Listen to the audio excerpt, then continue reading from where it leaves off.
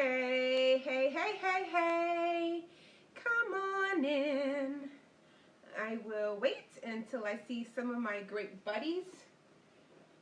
Come on in, Bill. Hello, 6:30 on a Thursday, and today we are talking about drywall repair. Even if it's just me by myself, you guys can watch it later on the replay. I don't know why, but for some reason I can't see. I see that one person is live with me, but I can't see who it is, and I don't dare touch that button. Let's see, okay, let's see. Okay, I've got people watching. There we go. Hi, Evalisa. I forgot to call you. I'm sorry. Chana, how's it going? Eddie, welcome. Welcome. Eddie, I expect for you to participate in this video because, well, you know everything about drywall repair. And so there are other people, but I cannot see. It says there's 7 people, but I can only see 3. Anyway, how you guys doing today? So it's cold and rainy. I realized that, here's what I should have done. Yesterday, I should have been doing this when it was the 60s and very warm in the garage. And today, I should be in the warm kitchen making rice.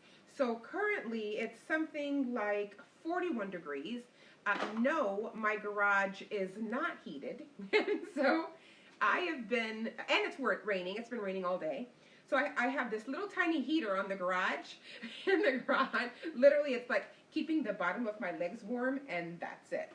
But that's okay. I put like a long sleeve t-shirt on. I have, oh, did I turn the heater off? I have a heater. I have a long sleeve tee underneath my sweatshirt. I have a little tee underneath that because it is cold in the garage. Okay, who else am I saying hello to? Oh, Angel, let me tell you something. I made some arroz con gandula yesterday, and I'm not even gonna lie. It was delicious, but nobody's rice is better than yours. Shout out to my cousin Junior. Hey, my cousin Angel Jr. makes the best rice. It's amazing. Don't tell my mother I said that. All right. No, we're not about to paint anything, Eddie. I promised my crew that, my peeps over here, a lot of my friends actually over the last few days have said, three people have said, hey, someone pulled on the towel bar and now it's loose and I don't know how to fix it. And isn't that funny? Because that's like something you and I could do in our sleep, but a lot of people don't know how to fix that. And so I want to address that today. And then I want to address, holes and anchors, and how to apply mud, or which mud to use, or what mud is in the first place.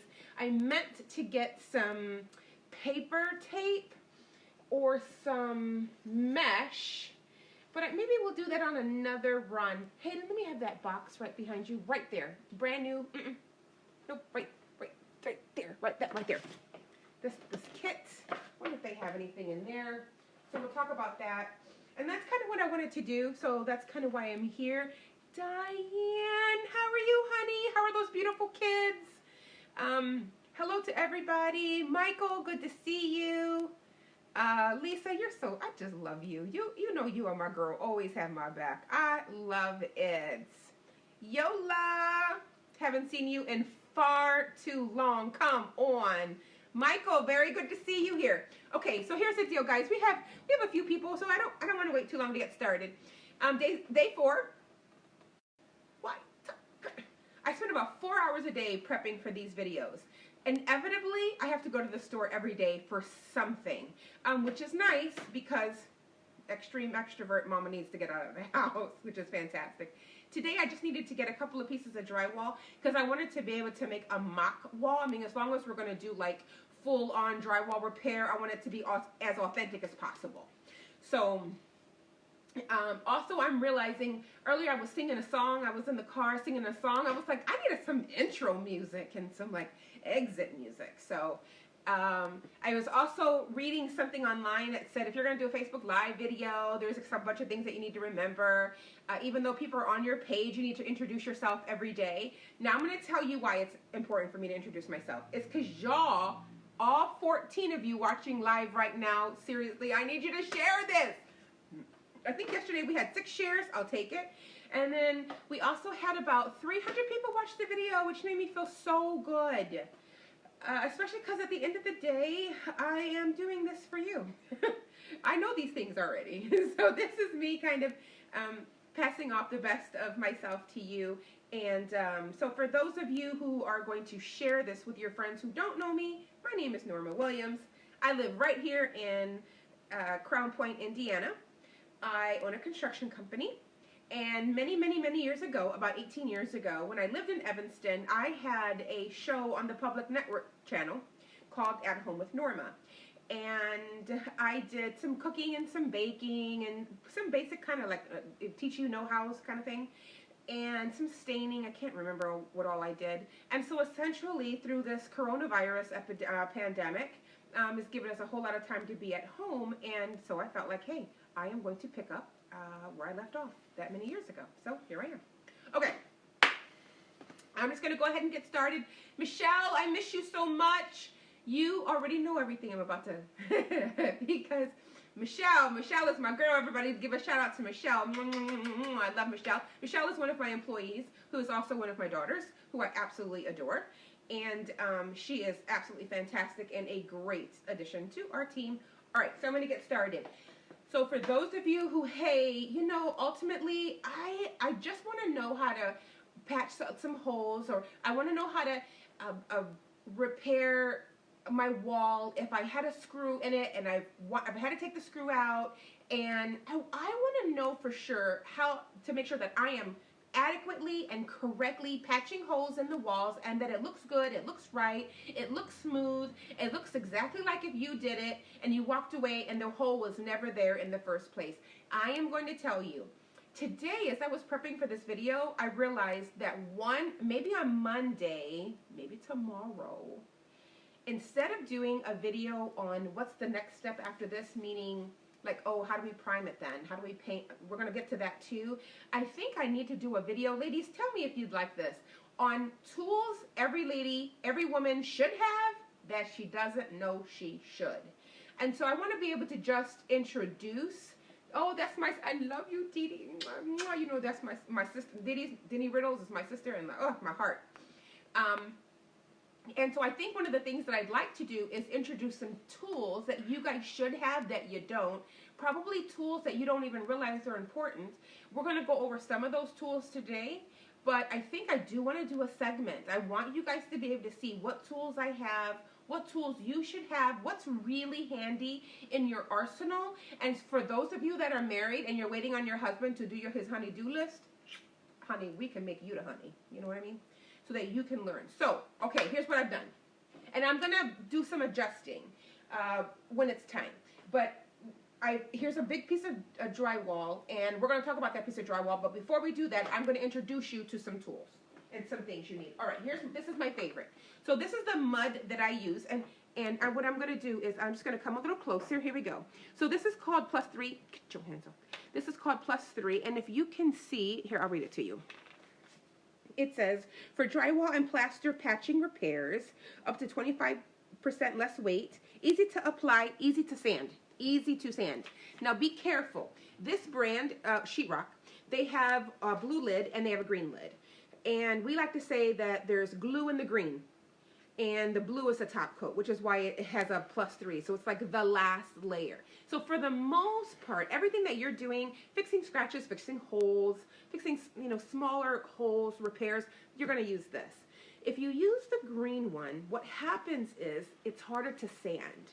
And you're going to make a little bit more of a mess. Now, the green one is just as important. But for what, the application that we're using today, this is my favorite. Now, as I was putting this video together, I was like, man, you know what? I know a lot of people use spackle. Do you know I've been in business for almost 15 years? I never use spackle. I mean, if I have it, it happens to be at a job site, little minor holes. I'm just not a fan of spackle. I don't know if Eddie is still on here. But yeah, spackle is fine. But I like the joint compound, period. And so we're going to talk about the joint compound, but I want to talk about some other things first, okay? So that's the joint compound. So that's going to be here. We're also going to talk about, and let me show you what else I have. Okay, so what else I have is, I have a mud pan, and then I have mud knives. So here I have a 4-inch mud knife, and then you may have a 6-inch. Now, again, most of you aren't going to have it. I think every household should have a 6-inch. Every household should have a 3 or 4-inch for sure. Another important tool is called a 5-in-1. No respectable painter doesn't own 100 of these, and I'm no different. Like I have 100 of these. This is called the 5-in-1. You can find 8-in-1s, 10-in-1s. Essentially, it just means one tool does a whole bunch of different things. And so this is pretty fantastic. Sometimes if my holes are small enough, instead of grabbing one of my knives, I'll just and do it with that. But you'll see me use this from time to time. Okay, so that's my 5-in-1. And then these are my bigger guys. Now, they make these pans so that you can actually, when you're doing a lot of repair, you can actually put the mud in the pan. And I'm going to tell you why that is. It's because you don't want your mud to dry. So, again, for what I'm teaching, most of the jobs that you're going to do, they do sell the mud in a smaller container, like a little kind of bucket, and so you can kind of purchase that. And for most of you, again, nail holes or fixing a towel bar in the bathroom, that's going to be more than enough. But because I don't want this to dry out, I don't want it to go bad, oftentimes if I'm using it, I'll take, and I'll do that today. I'm going to take a measure of this, I'll put it in here, kind of stir it around, and then you'll see what I'm doing, all right? Okay. Okay, so we have, and we're going to talk about all these. We have some sanding blocks. A good painter, before they ever paint anything, after they're done with all the repairs and all the sanding, they'll sand all of the walls. These are more drywall sanding blocks. And then this is, again, all of my painter friends know that this is like our best friend. We're likely to take an extension that looks a little like this, and then it's a painting extension, and you kind of put it in, and then you sand all of your wall smooth. And so it's kind of one of the things you will do. So this is one of those things that you would find. And sometimes when you go into like a store, or if you're hanging out at a friend's house or whatever, and you're leaning against a wall and it's like, it's not quite as smooth, it's because the last time it was painted, or the last several times it was painted, no one bothered to make sure that those walls were super smooth. And that's one of those tricks that you think is kind of minor, but that's super important. So definitely. Okay, the other thing I wanted to talk about, you cannot talk about drywall repair and not talk about anchors. At the end of the day, the reason that all those towel bars loosen after a time is because if for whatever reason when they installed the towel bar, the length of the bar did not land itself inside of the stud area behind the wall, then someone came, whoever installed it, and they used an anchor. Many anchors. We're going to go over these. This is a plastic anchor. I quite like this one, but it's not my favorite. So that's an anchor, okay? These metal ones are some of my favorite. I love those. So this is the metal version, and it's quite strong, and we're going to talk about those. Sometimes they refer to these kind as mollies. I like these, but you're going to hear a but come out of my mouth, okay? I do like these kind of anchors. Here's the thing about these, though. I warn you. You better know for sure you know where your anchor is going, because once these go in, they're beastly to get out, and then you cannot replace them again. So now you have that hole, and you're either going to plug up the hole and start somewhere else, or you're going to have an issue on your hands. So you have to kind of be careful with the mollies. So essentially, here's another one, and I'm not a fan of any of these types for sure. Like these, you kind of, sometimes you find these, I want to make sure I'm in the light. Sometimes you find these, like when you buy curtain rods and things like that, sometimes you find these types of anchors already in bags. Hayden, I think I should be okay if you go. Okay, so those are kind of anchors. And then the screws, obviously the screws go in there. And I have some screws in here. And even though these are, that's fine. Even though these are drywall screws, typically this is not what you would put in, but I just kind of want to show you this as an example. This screw is actually too big for this, but essentially the theory is that you put this anchor into the wall, you drill a hole, and then you kind of screw this, and then when you screw this in, what happens is this portion of the anchor expands, and in theory it's supposed to hold into the drywall and kind of put its teeth into the drywall and hold it in place. And that works for a time. For a time it works. Until you've had an opportunity where people are kind of pulling and pulling and pulling, and then what happens after they've been pulling for a while is it comes loose, and then the anchor itself draws loose. And so we're going to kind of talk about that. Okay, so Michelle said those are awful. Yeah, they can be awful. Gina, how are those beautiful babies? All my cousins and friends who are watching, I love you guys. All right. If you guys have any questions while I go through this video, please let me know. I'm kind of close enough for the first time in 4 days. I'm close enough to read some of this stuff so I can see who's watching. And hopefully, if you guys have questions about, hey, I have this hole in the house I'm not sure how to deal with, or is this a big deal, or how do I handle this? Hopefully, with some of the things I'm going to show you today, you'll realize, honestly, all drywall repair is easy. All of it. Hey, darling, how are you? Lolita, hello, hello, hello. Mary, that's amazing to see you. Okay, I'm going to get started. All right, so I'm going to move the camera a little closer because I'm going to tell you, I think probably what I should have done was painted my drywall because I find that the holes are hard to see. Also, because your comments or whatever are also in the screen, I can't actually see the drywall through the screen here. Again, listen, day 4, we got lots to learn about how to, do videos. Okay, so here's what we're going to do. Actually, we have some other tools we're going to go through, but I'm going to introduce them as I'm talking about the actual drywall repair, okay? So here's what I'm going to do. For the most part, we don't need most of these things. This 5-in-1, you never know. I'm going to put that in my back pocket just in case. Now, if I forget where it is, let me know. I'm gonna keep my 3 or 4, and I'm gonna keep my big one, and I'm gonna get rid of these because I didn't make such a big hole that we're gonna need these. So this is how I do it. Michelle, let's pretend we're at a job site. Okay? Now I've mixed this mud beforehand, but I will tell you, I like to mix my mud before I use it. So I'm just gonna take my little 3, okay? All right, so a little more than half, I guess you could probably say is gone already because obviously I use it. So I'm going to take a big chunk like that. All right. Oh, if we could not. I caught it. All right. And then I'm going to put it in here. Just like so. Now, I have already mixed it. I took this little mixer attachment and I put it on my drill and I put it inside the entire bucket and I mixed it. So I don't expect you to have that. So what I want you to do though is when you take it out of the bucket and you put it in here, and you don't need a lot, and I'm just kind of getting a lot just because I want you guys to see what it looks like, okay? But when you have it in here, you just want to take this and you just want to just kind of stir it. See that? You just want to stir it. This is your mud. You're stirring your mud. And the reason that you want to do that is because if you don't, sometimes right when you get it from that manufacturer, it's a little stiff.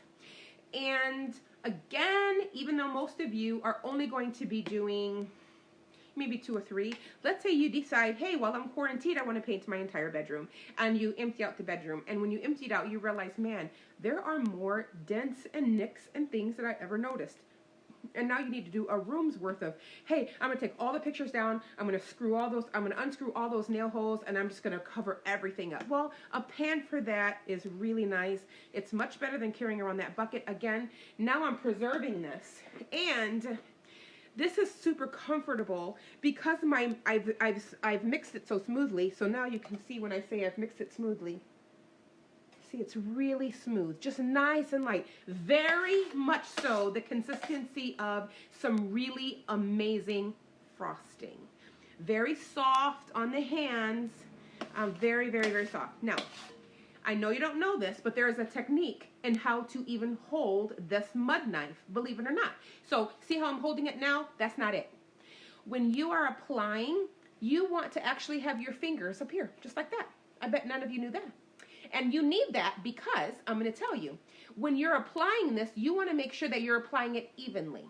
And if your hands are here, or your fingers, I should say, if your fingers are here, and you go to apply this, you're not going to be able to have that control that you're going to need, which is going to make sense as soon as I move this piece of drywall in, okay?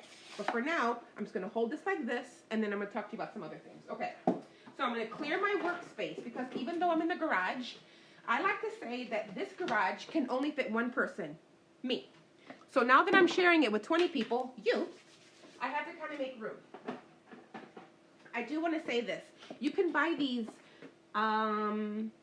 wall repair kits, which are actually pretty cool.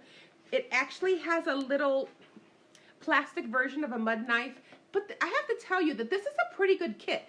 This kit is perfect for somebody who is just starting off. The mud in here is identical to the mud in this blue container. So when you open it, you got to go to the store to buy this anyway. Get yourself a little stir stick, and then like a little paint stir stick. When you pop that top off, stir that up really, really good. And now when you go to apply it onto the walls, you're going to notice it's really, really smooth. And I'm going to teach you how to keep your mud smooth as well, and to keep junk out of your mud, because that's important. Okay, this kit, don't ask me how much it costs, also has a hole repair kit inside. Do I like that? In theory, I think the idea behind it is great. I think to actually utilize it is a little more tricky. But let me tell you, we live in the world of YouTube, for goodness sake. Don't just look at this one video and say, I can do it. By all means, YouTube. I really have been saying for years that I was going to start YouTube videos, but honestly, it's a lot of work. What did I just tell you? It takes like 4 hours for me to produce one 30-minute video. 4 hours.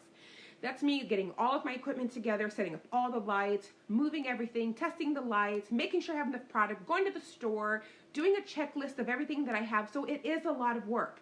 But there are many amazing YouTube videos of people teaching you how to use these things. And so this is a great product. And again, it's kind of like an all-in-one and a really good beginner's kit. Okay. So that's another thing I wanted to show you. All right, what else do I have? So I got my mud knives. This kind of sanding block, we call these sanding blocks. This one is perfect for corners. And this is not something I use very often. My drywaller friends, all the time, okay? These sanding blocks, we use every day. So we just call them sanding blocks. And when I tell you we use them all the time, these are fantastic. So nobody actually uses sandpaper, right? That's like for fine finishing and things like that. But for drywall, you use blocks. The blocks are also fantastic because even if you, it's a sponge, but even if you squeeze the sponge, it keeps the back of the sponge stays flat. And so when you're sanding, you can sand evenly. We'll talk about that in a little bit. Okay, so we have that. So now, here's my board, which I'm going to try to adjust so that you guys can see it well. This was you know what? This was day 4, and this was the hardest day to set up the camera, believe it or not. I thought I have so much room in the garage, but no. And then the videos are too close. So here is my drywall mock-up, okay? Now, I want you guys to see that. This is my drywall. Thank you, Eddie. I love you. All right, so here's what I did. And this, again, this is a challenge for me, so I want you guys to just give me lots of grace on this video. There are a lot of different types of holes and scratches in this drywall. For those of you who don't know, I want to show you what it looks like behind your wall, okay? I didn't just screw some wood to the drywall. I wanted you to see exactly what it looks like behind your wall. So here's what I've done. I'm going to turn this around, okay? Here you go, okay? This is what it looks like behind your wall. I'm going to move my camera back a little bit because I want you to be able to see that well, all right? So this is the side of the wall that you can see back here, and behind your wall, you have studs. And each stud is what we call 16 on center, meaning the center of this stud and the center of this stud is 16 inches apart. And the center of this stud and the center of that stud is also 16 inches apart. Why is that important? All right, let me turn this back around. Because when you are trying to find a stud, when you're trying to hang something in the house and you're looking for a stud and you're looking for it kind of willy-nilly, where is it, where is it, where is it?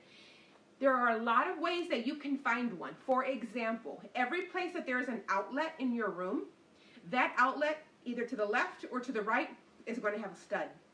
Your light switches, your on and on light switches, are also going to be connected. That box is also going to be connected to a stud. Once you locate the first stud, for the most part, your next stud is going to be 16 inches to the left. That's my right, but that's your left. To my right and to my left, okay? Say that again.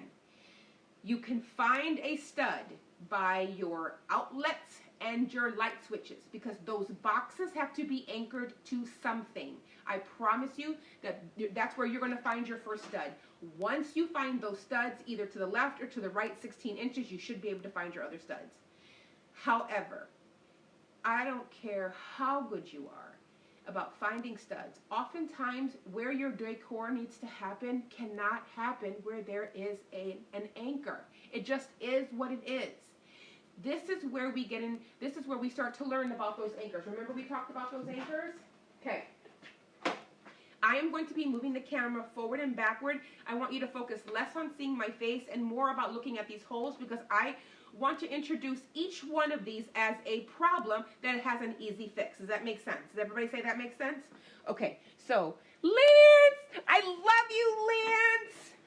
Lance is my good buddy. I want you to know that Lance is not only my good buddy, but Lance has single-handedly taught me more about painting than anybody in 20 years. And he is my buddy, and I adore him. Okay, well, in 15 years, because I've only had a business for 15 years. All right, so we've got our drywall mud, which I put right here. But before we even deal with that, I want to introduce you to different problems, if you will, okay? So we're going to kind of turn this. You guys, hi, Dana. Is this Dana, or is this my favorite, Amelie? I'm trying to, I want to make sure that you guys can see this. This hole right here is what it should look like when you have to screw, when you want to screw a piece of drywall into a stud. And then you want to make sure that that screw head is just ever so countersunk, meaning it's screwed in just under the flush, how would you say that? Just under the face, if you will, of the actual drywall. So that's kind of one issue. Obviously, you guys can see this. I put a hole in this wall specifically because I wanted you to be able to see that. All right, and then here, I'm going to turn the camera here. And I know these are a little bit hard to see, so I'm going to move the camera wherever I have to so that you guys can see this. Okay, you see this one right here? This one, oh, it's doggone it. This is going to represent those of you who have these anchors. All right, forget it. I tell you what, we won't use that one. We'll use this one instead. I tell you what, here's what I'll do. I'll take my drill because I want you guys to be able to see these with no problem. All right? So here we go. We're going to go back to our hole because I know you guys can see that. You see this? You see these? This is that metal anchor we talked about, all right? And I am going to put a hole into the drywall using my metal anchor. Now, let's say, doggone it, my phone is going off. All right, so you guys see that hole? You see that hole right there? All right. Now, let's say you take out that hole, and you don't want to deal with that hole anymore. Okay? So, let's say you take your screwdriver, and you say, hey, I don't need that there anymore, so I am going to, okay? And now what you end up with is you end up with this hole, which I feel like is still kind of hard to see. I'm going to make sure that you guys can see that hole. Can you see that hole? Somebody just say, yeah, I can see it. Okay, I can kind of see that hole. All right, here's what we're going to do. You know that 5-in-1 I had in my back pocket? Okay? What I want to do is I want to scratch that hole. You see how I'm doing that? And even if I have a hole like this big, I want to do the same thing. All right? I'm going to step this camera back just a little bit. All right? And I'm going to scratch that. And the reason that I'm going to scratch that is because I need to make sure that everything that I feel is flush. And if any of this broken drywall is sticking up In other words, if any of the broken drywall, I can feel it and it's elevated, that's the word that I'm looking for. If any of it is elevated, when it's time for me to patch this hole, it's going to show. So I'm going to take the back hand of my 5-in-1. I can do the same thing with my mud knife, and I am going to make sure that it's countersunk. So I'm going to... Now, when I feel it, guess what? All of the kind of broken, rigid drywall edges are sunken in. Now I'm going to take my mud. This is where we get in trouble with our mud. We simply add too much. That is the number one problem we have with mud, is that we just add too much. So I'm going to take my mud. Now remember we talked about finger placement? This is a small hole. Does it really matter on a small hole? Not so much. But I want you guys to learn how to do things correctly. So I'm going to take my 2 fingers. I'm going to put them in the middle because I want to know that wherever I'm patching, I want to know that I have an even distribution of mud. So I'm going to put a little bit of mud. Okay? So I'm going to put about this much. All right? Making sure that you can see my hole above my hole.